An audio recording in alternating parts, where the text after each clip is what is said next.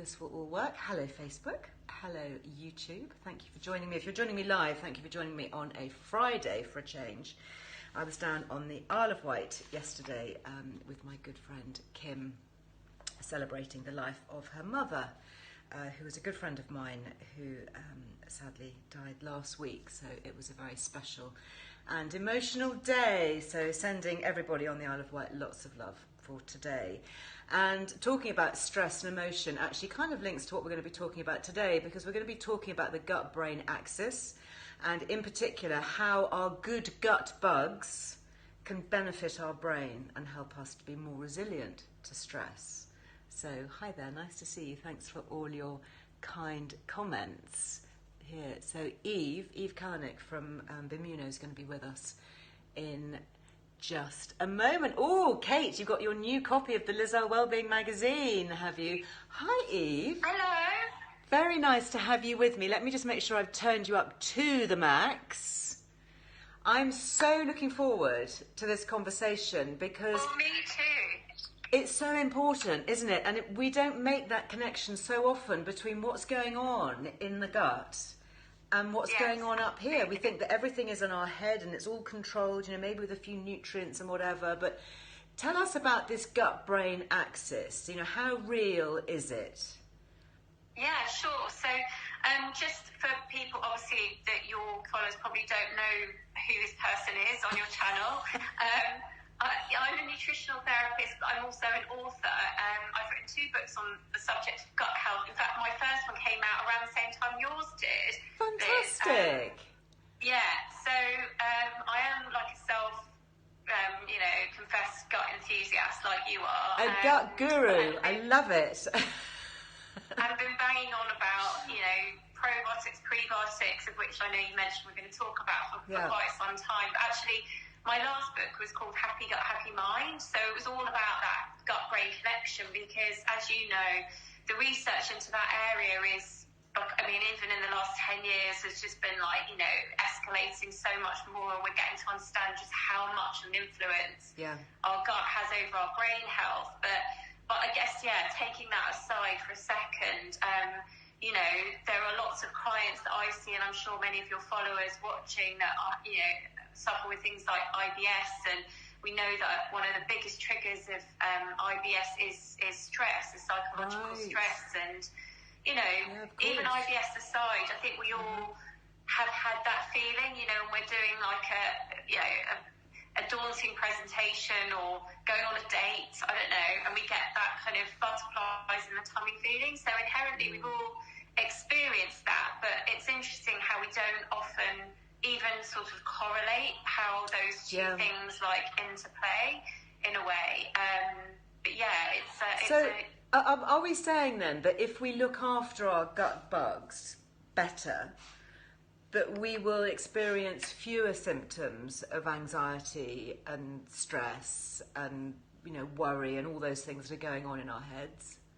There's definitely an element of that is true. I think stress is a very complicated thing, and I often, as a practitioner, people just say to me, what do I need to take to not be stressed? And, it is a multi-layered thing, but certainly gut health does, and the health of our microbiome definitely has a role to play, because when we're faced with a stressor, so our gut and our brain, they communicate in three main ways really, but one of them is via something called the HPA axis, which is the hypothalamus pituitary axis. Sorry guys, it is a Friday and it's our okay, I'll try and remember that one.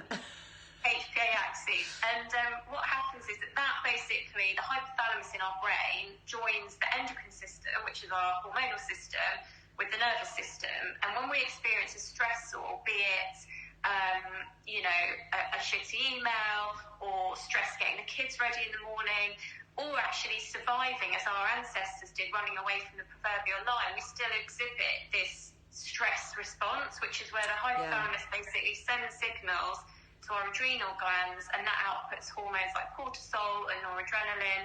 And the whole point of those hormones they're our kind of survival hormones. So they're the fight or flight. So essentially all of our blood rushes to the muscles so that we can run, so we can escape. So in that process, every other system is kind of deemed subservient subservient because our only priority is to survive. So one of the first things that will show signs of that is our gut, because obviously digestion is not a priority if we are running away from the proverbial lion. Yeah. Okay. So we are designed biologically, evolution-wise, to experience stress. Stress is not a bad thing. I think we always think of it as a bad thing, but positive stress would be things like exercise, for instance. And these acute periods are kind of a normal part of how it's more where they're chronic. So to take that example of, you get up in the morning, first thing we do is switch on our phone. We might see, like I said, a shit email from work. Then we're trying to get the kids together. Then we read the news. Stop the immediate phone, literally. Yeah, totally. It's so bad. Yeah, that first thing, that first input, you never know what you're going to see. Either you can't control it. It's a really bad thing. Overloading with stress. Totally.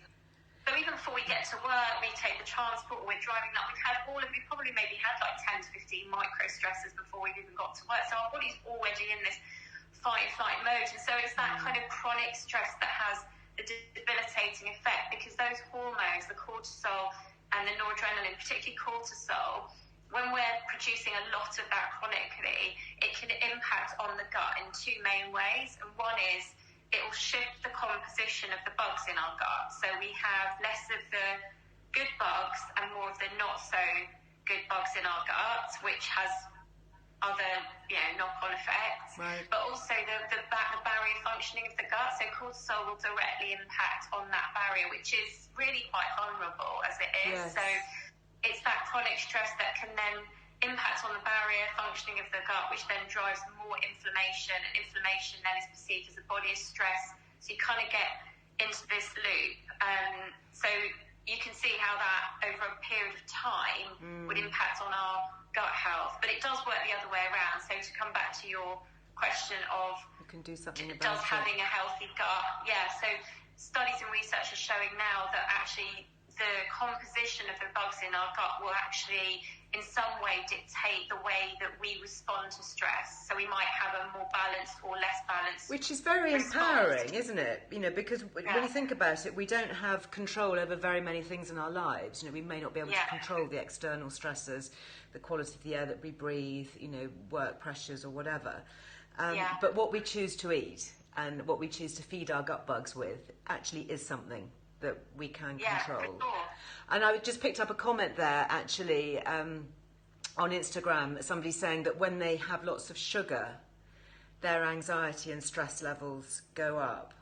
And is that because sugar is feeding the bad bugs? I know that the good bugs thrive on certain things like prebiotics and live fermented foods and things like that, whereas the bad guys tend to thrive on sugar, which is why if you have so much sugar that you eat it, you get more bad bugs.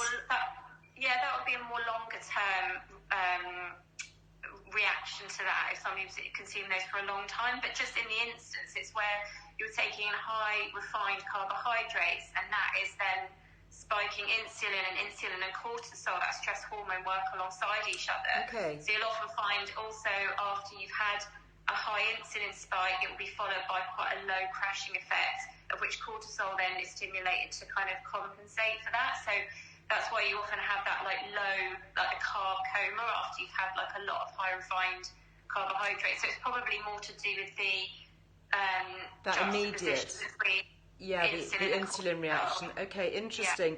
Which I guess is a warning to all of us that if we are feeling stressed, do not reach for the chocolate biscuits.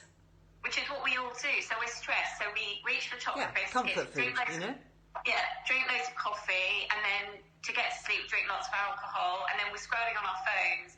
So that's what, there's a lot of layers to that we need to kind of unpick in a way. And that's why it is, gut health is one part of it, but there are other things that we need to kind of also consider in that bigger picture. Yes. I'm really fascinated by what you were saying earlier about the connection with IBS. I know so many, whenever we cover IBS here, and IBD, and I don't know, even extreme things, ulcerative colitis and just bloating generally.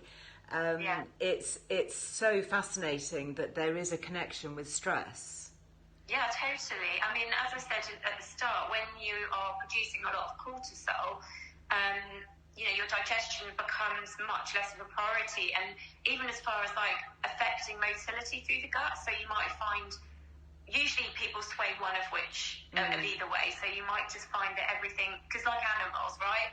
They freeze or they run. So if you think about that in our gut, it's like everything's kind of like stalls. So you either get really constipated because everything's frozen and blocked, or you get the opposite. That's so but then interesting. longer I've never term, heard it like that I said, way. what happens over a period of time is that, if we're producing a lot of those stress hormones, it then impacts on the gut microbiome composition. And we know that if you look at people with IBS, they definitely have a different composition, like a lot of digestive conditions, in terms of their gut microbiome profile and how that looks. So, it's almost like it feeds into this stress gut loop in a way. Yeah. So, we need to think about it as a two-pronged approach. Like, I think it's brilliant that we talk a lot more about things like meditation and mindfulness and things like that, because that's there to help us to alleviate the kind of psychological part of it. But at the same time, we definitely need to be thinking about how we're feeding and nourishing, as you said, with the bugs in our gut. So there is that bi-directional support going on. And of course, stress is just one of the things. I mean, that's things that we're focusing on today, and I think it's affecting so many of us and has done so much over the last couple of years, particularly. Totally. But, gut, as we know, is just so fundamental. I mean, it's everything. You get your gut right, and your skin glows, and your immune function is better, and, I mean, just everything. Digestion, obviously, is improved, but, brain functioning, hormone synthesis. I mean, it's just astonishing, isn't it, that we really, really need, one of the few well-being lessons that you really, really do need to pay attention to and take on board is looking after your gut. Because if you look after your gut, it's going to look after all of you. Well, I mean, it's kind of weird, isn't it? Like, we've gone for millennia. I mean, Hippocrates, who's deemed the father of medicine, said all disease begins in the gut, but it's taken us this long to kind of work that out. I mean, the science around gut health is actually not that old. Like, we only really discovered, I mean, microbes were only really discovered in like the 18th century, and it's only really in the last, say, 30 to 40 years that we've really become, come to understand exactly how much the gut does. And actually, I think there's a lot we haven't worked out. I was going to say, just beginning. Isn't that amazing that Hippocrates, all those, I don't know, when was it, 2,000 years ago? I don't know, my history's so bad. Was saying all diseases start in the gut.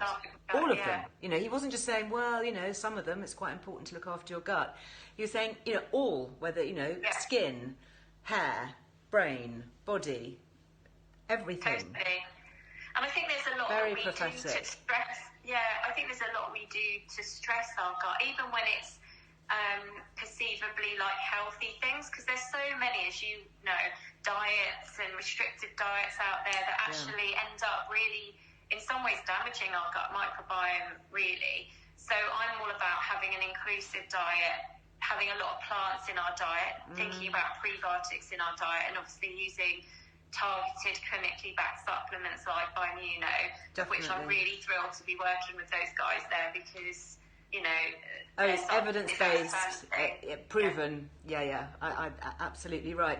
Before we talk about supplements, in terms of diet, as a registered nutritionist, what are you advocating mostly? What should we mostly be focusing on? Specifically for the gut, let's say, with that clarification. Exactly. I mean, obviously everybody's different, so I'm just giving generic advice here because, again, when we've been through, and let's be honest, particularly us women living in a modern day world, we've probably all been succumbed to some of these diets and restrictive patterns of, eliminating things we think we might not be suited to and whatnot. So sometimes there can be some intolerances to certain foods and things like that. So this is just more generic, so obviously everybody's different, and I think personalised nutrition and gut health is definitely something that will continue to develop as well. Oh, it's coming. It's coming. Generally we need to be aiming for about 30 plants per week. So actually, I'm sure you guys have got a lot of content on the website and things like that. So much. I actually set myself a challenge to say 30 plants a day. Okay, wow. Which actually, it sounds crazy high, but when you make a big salad bowl with 12 different things, and that's just one meal. And then you add in all your herbs and your spices and other things. Well, that's it. I think hacks around that. So 30 different plants. So 30 different plants. Yeah. I have a lot of clients that say, well, I have, broccoli every day, but actually it's more about diversity, because what we understand with the gut microbiome is the more diverse sources of plant foods, the more diverse our microbiome, and that makes it healthier and happier and stronger. So, but don't forget about things like even like the dried spices and dried herbs. Some of them are actually higher in their sort of polyphenol, which is like special plant chemicals in there that nourish the microbiome. They can be sometimes higher in the dry versions versus the fresh, and that's so that's things that are not going to go off, because I think for a lot of people it's like, but like, how am I going to eat all those things? And you don't want things, you don't want to waste food, but so that's a good hack. But small amounts, small, like making a little breakfast bowl when you have some yogurt, and then you have maybe 6 different kinds of seeds. Sunflower, sesame, pumpkin, chia, whatever. It doesn't have to be a huge amount, does it? It could be a tiny bit, because your bugs, they are microscopic and they only need tiny amounts of these different diverse things. So it's about having a cupboard that's got lots and lots of different things in it that, might take you 6 months to get through them all. It doesn't matter, because you're just having a little bit every day. Totally, and I'm a big fan, like you said, of nut and seed mixes, because you can get like 4 or 5 different types, and it's a bit of a no-brainer. You're not having to necessarily think about it. But even things like rotating, if you're a person who likes overnight oats or whatever, because I love a bit of overnight oats, you can rotate that with buckwheat flakes, quinoa flakes. Again, you can use the same formulas, but you're just changing up the grain, or you change up the nut butters and frozen fruits and vegetables. So that's diversity. I say aim for 30 parts a day. Try to get some 30 parts a week. Sorry, 30 parts a week. I upped it to 30 a day, which I don't do every day, but 30 plants a week, different varieties. 30 plants a week. It's quite, you could actually make it quite a fun challenge. You could put a sheet of paper, couldn't you, pinned up on the fridge. Yeah. And every time you have a different plant, and that, it might be a herb or a spice or a grain or whatever, a fruit and veg, all of those different things. It's actually really interesting to see, and then you might get to like 28, 29 and think, oh, better nip out and get some, I don't know, celeriac or something, something that's just a bit different that you haven't had that week. Yeah, absolutely. No, it can be quite a fun thing to do, like rainbow charts and things like that. They're quite fun with the kids, and so it makes it kind of visual, and So that would be the one. The other one would be try and bring some probiotic foods into your diet. So that could be even on I know, again, there's this whole plethora of gut health products. Like, my dad's Polish, so I grew up with sauerkraut, and his eyes were out on stalks when I took him into a really a known health food store, and he was like, "Oh my God, it's £5 for a jar of sauerkraut." For a jar of sauerkraut, you can make it for pennies. It's cabbage and salty water. Exactly. So those are great, like things like sauerkraut, kimchi. And make it. We've got loads of recipes actually on Earle Wellbeing. It's just so straightforward. I make my own yogurt, kefir. It's really cheap. It's kombucha, all of those things. Haven't been able to master sourdough. I've given up on that one. I thought I'm going to leave that to the experts. Can't do it. I think I would be sort of, Vanessa Kimball, who owns the sourdough school. She's like, you should be, she said, in police for like killing sourdough starters, Eve. But I have given it a try. But to be honest with you, sourdough does have a different impact, because obviously you're heating that, so the microbes won't be alive. It's not like when you're having a kefir or a kombucha or a sauerkraut or whatever, but there are a lot of good things in there that feed your gut bugs, like natural probiotic sources and organic acids. And am I right in saying that with sourdough, then the fermentation process of the starter culture is pre-digesting some of those proteins or enzymes that make the bread hard to digest, which is why you can find it easier to digest sourdough? Yeah, if you're buying a proper sourdough. So there's like a lot of fake sourdoughs in the supermarket now, which is basically just bread. Fake sourdough? That's a terrible thing. So people need to be aware of that, because that's not, and then they'll be, oh, well, I'm eating this, and maybe there is a bit of a placebo effect, because let's be honest, only 1% of us are actually intolerant to gluten anyway. But you're right. Like, how can we be sure if it's real sourdough then? What do we need to look for?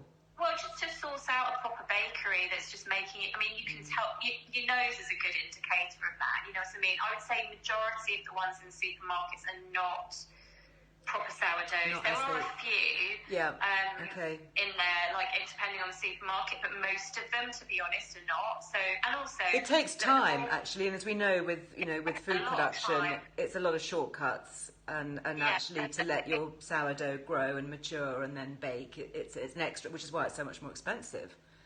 Yeah, I mean, if you make it yourself, it is cost effective, but like you've got to kind of be a bit patient with that. But I know a lot of people, once they get into it, they absolutely love it, and they're just, you know. Yes. Yeah, if you can do it. I know during lockdown, a lot of people got into sourdough, didn't they? Because they actually then had the time and the patience, and there was a lot of swapping of starter cultures. So let's just talk about Bimuno then, because we have got this incredible offer, and I've talked about Bimuno before, and I do genuinely love it. Why, as a nutritional therapist and a gut guru, why do you love Bimuno, and what's it doing that's extra to all those good things that we've talked about? Well, I just think, look, I think busyness is a key word here, in that, like, we are all busy by nature. I mean, it's sort of a bit of a badge of honour, but anyway. So sometimes it's hard for us to really get everything we need through our diet alone, and that's when a choice clinically backed supplement can just help to bridge that gap. So I'm not suggesting that people shouldn't try and eat 30 plants a week and try and incorporate prebiotic foods, but I do think that we're talking about a more therapeutic dose here, and sometimes it's just hard for people to meet their needs. And so you have to think about, because a lot of people do get confused, I'm sure because you've done lots of lives about Bimuno and stuff, but just to clarify here, that people do get confused between pro and prebiotics. Yeah, this is not a probiotic, is it? It's not a probiotic, no. So tell us what it is. That one vowel makes such a difference. So it actually, you have to think about it like fertilizer for your gut. That's what it whereas is. Like your probiotics are the seeds. Yeah. That's what it is. Powder. Yeah. It tastes quite nice, actually. It's very slightly sweet. Yeah. And I add it to, I add it to cold drinks, I add it to my tea, to my coffee. Doesn't change the taste at all. 1 sachet a day. And I do think of it as food for my friends. I always call my gut bugs my friends, and I refer to that to my kids. I say, make sure you look after your friends. Don't hit them with aspartame or loads of sugar or whatever. Just feed them good things, and then they'll look after you. It's like life, isn't it? Look after your friends, and then they're there to help support you when you need it in a crisis.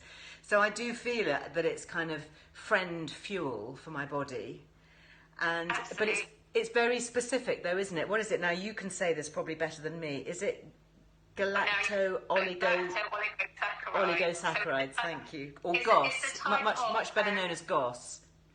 Yeah, exactly. But yeah, no, it's a nice analogy, I think, for people to think of their gut as a bit of a garden, or like friends, like you said, and they need fuel to like do all of the things that we just talked about. So, well, we haven't even touched the sides of things like, the immune system and managing inflammation and producing neurotransmitters and all these things that our bugs are doing all the time. So key. We've got to look after our bugs. Yeah. Guard our bugs, It's our gut bugs are precious. And the least we can do, when you think of all those things they're doing for us, all those biochemical processes, and the protection and the support that they're giving us, often struggling against all the junk and rubbish that we've fed them, or that we're breathing in, all the stress. The least we can do is give them a little bit of food. Yeah, exactly. In a drink. So what is this doing? What does Bimuno do then that's different from other probiotics, prebiotics? How does it work? Well, probiotics, like I said, are completely different. So you have to think of those as like seeds in your gut garden, and they're only really as good as the environment they're going into. So let's say you've got a garden that's got a lot of weeds in it and the soil's dud, you're not going to just start sprinkling seeds on that without using fertiliser, turning it over. So you have to think about Bimuno as almost like supporting the health of the soil in our gut, so that when we either take probiotics in through foods that we discussed, or good supplements, that they've got a chance to survive. Because otherwise, if you take a probiotic and your gut soil is a bit kind of almost a waste. Actually, well, you're just paying for expensive poop then, so because it's not staying around, it can't take root, it can't, do you the benefit. Exactly. That's a really interesting point, actually.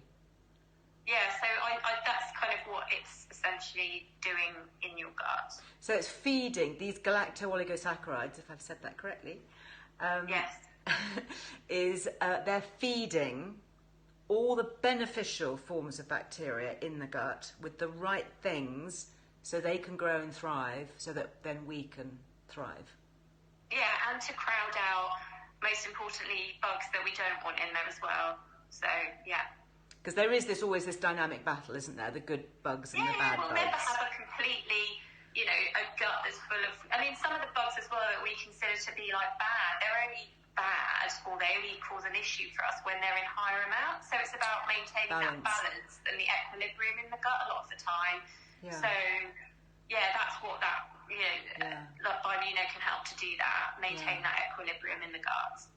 Brilliant. Well, I'm thrilled to have had the chance to discuss it with you, Eve. Really, you're so knowledgeable. Yeah. Remind us your book. I know your first book was on gut, but your second one, tell us about that, because I'm sure people will be fascinated to read it.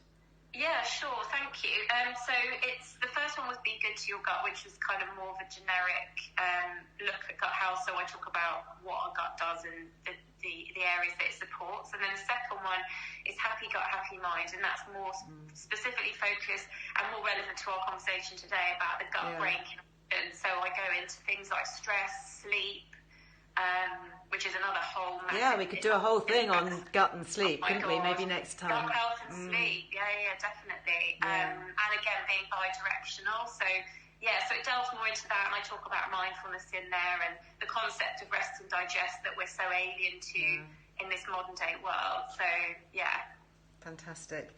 Eve, thank you. Lovely to chat. Thanks for sharing your knowledge and your brain. Really appreciate it. Oh, well, thank you so much for having me on, and thanks for listening, everyone, guys. Nice to see you. Bye. Bye. Now you have to click off, otherwise I click everybody off.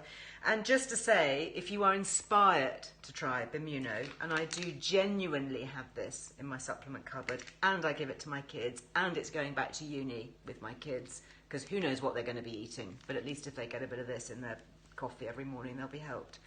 There is up to 40% off, 40. Super generous. I don't know any other brand actually that's given us 40% off, so I'm very, very thrilled and grateful to Bimmuno, and that's with a subscription, which I'm sure you'll want anyway, because once you start having this, you're going to want to keep it going. So it's a very specific link. Okay, it's not a Liz Loves, it's a very specific link if you want that.